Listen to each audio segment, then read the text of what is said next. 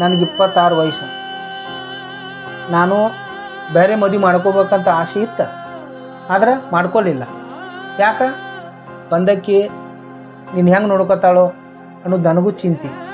ಆಕಿಗೆ 2 ಮಕ್ಕಳು ಹುಟ್ಟಿದ್ದು ಅಂದ್ರೆ ನಿನ್ನ ಮೇಲೆ ಪ್ರೀತಿ ಕಡಿಮೆ ಆಗ್ತೈತೆ ಅನ್ನೋದು ಒಂದು ಚಿಂತೆ. ಅದಕ್ಕೆ ನಾನು ಬೇರೆ ಮದುವೆ ಮಾಡ್ಕೊಳ್ಳಿಲ್ಲ. ಅದ ಮಾಡಿದ್ದು ನಾ ದೊಡ್ಡ ತಪ್ಪ. ನಿನ್ನ ಮುಂದಿನ ಜೀವನ ಚಲೋ ಆಗಲಿ ಅಂತ ಹೊಡಿತೀನಿಪ್ಪ, ಹೊರತು ಬೇರೆ ಉದ್ದೇಶ ಇರಲಿಲ್ಲಪ್ಪ. ಮೊನ್ನೆ ನಮ್ಮ ದೋಸ್ತನ ಮಗ ಗುಟ್ಕಾ ತಿಂದು ಕ್ಯಾನ್ಸರ್ ಆಗಿ ಸತ್ತ. ಅದಕ್ಕೆ ನನಗೆ ಅಂಜಿಕೆ ಬರ್ತ.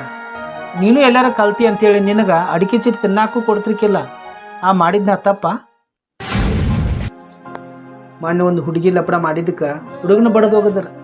ಹಂಗೆ ನೀ ಏನಾರು ಲಪಡ ಮಾಡಿ ಅಂತ ಇಲ್ಲ, ಯಾವ್ದಾರು ಹುಡುಗಿನ ತೊಗೊಂಡು ನನ್ನ ಬಿಟ್ಟು ಹೋಗಿ ಅಂತೇಳಿ ನಿನಗೆ ಹುಡುಗಿಯರ ಸವಾಸ ಮಾಡಕ್ಕೆ ಕೊಡಲಿಲ್ಲ. ಅದು ನನ್ನ ತಪ್ಪ.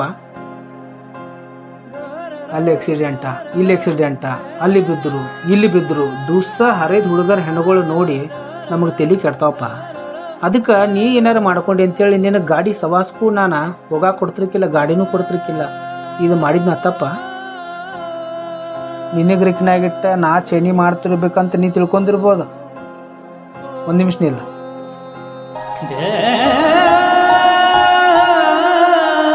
ತಗೋ ಇದು ನಿನ್ನ ಹೆಸರಲ್ಲೇ ಫಿಕ್ಸ್ ಡಿಪಾಸಿಟ್ ಮಾಡಿದ್ದ. ನಾಳೆ ನಿನ್ನ ಮದುವೆಗೆ ಬರ್ತೈತೆ ಅಂಥೇಳಿ ಇದು ಜಾಗ ತಗೊಂಡಿದ್ದ. ಇದು ನಿನ್ನ ಹೆಸರಲ್ಲೇ ಐತಿ. ಇದ LIC ಮಾಡಿದ್ದ 5 ಲಕ್ಷ ರೂಪಾಯಿ ವಾರಸ ನೀನದಿ. ಅದು ನಿನಗೆ ಇದು ತಗೋ. ಎಲ್ಲ ಇಡೀ ಆಸ್ತಿ ಎಲ್ಲ ನಿನ್ನ ಹೆಸರಲ್ಲೇ ಐತಿ. ನಿನ್ನ ಬಿಟ್ಟರೆ ನನಗೆ ಬೇರೆ ಜಗತ್ತಿಲ್ಲ. ನಿನ್ನ ಬಿಟ್ಟು ನಾನೇರು ಚೇಂಜ್ ಮಾಡಿದನು ಅದೂ ಇಲ್ಲ. ನೋಡಪ್ಪ, ನಿನ್ನ ಬೆದ್ದನು ಬಡದನು ಹೊಡೆದನು ರಿಕ್ನಾಗ ಇಟ್ಕೊಂಡನು ಅದ್ರೊಳಗೆ ಒಂದು ಒಳ್ಳೆಯ ಉದ್ದೇಶ ಇತ್ತು. ಅದನ್ನು ನೀನು ಅಪಾರ್ಥ ಮಾಡ್ಕೊಂಡು ನಾನು ನಿನಗೆ ಬೇದಿದ್ದ ಬಡ್ದಿದ್ದ ಹೊಡೆದಿದ್ದ ಏನಾದ್ರು ತಪ್ಪು ಅನಿಸಿತ್ತಂದ್ರೆ ನನ್ನ ಕ್ಷಮಿಸಿಬಿಡಪ್ಪ. ಅಪ್ಪ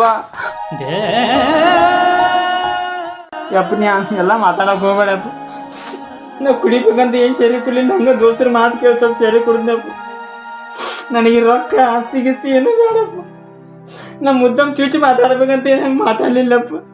ಏನೋ ನಿಶ್ಚಿತವಾಗಿ ಮಾತಾಡಿನಪ್ಪ. ಪ್ಲೀಸ್ ಅಪ್ಪ, ಏನು ತಿಳ್ಕೊಳಕ್ಕೆ ಹೋಗ್ಬೇಡಪ್ಪ. ನಾನು ನೀ ಹೆಂಗೆ ಹೇಳ್ತಿ ಹಂಗೆ ಇರ್ತೀನಪ್ಪ. ನೀ ಏನು ಹೇಳ್ತಿ ಅದನ್ನ ಕೇಳ್ತೀನಿ. ನೀ ಹೆಂಗಿರುತ್ತೆ ಹಂಗೆ ಇರ್ತಾನೆ. ಯಾವತ್ತು ಕೂಡ ಆಗಿರೋದು ಕೆಲಸ ಮಾಡಂಗಿಲ್ಲಪ್ಪ. ನನಗೆ ಏನು ಅನ್ನೋದು ಈಗ ಗೊತ್ತಾಗಿತ್ತು. ನಿನ್ನ ಮಾತು ಕೇಳಿ ಪ್ಲೀಸ್ ಅಪ್ಪ. ಈಗ ಅರ್ಥ ಆತಲ್ಲ.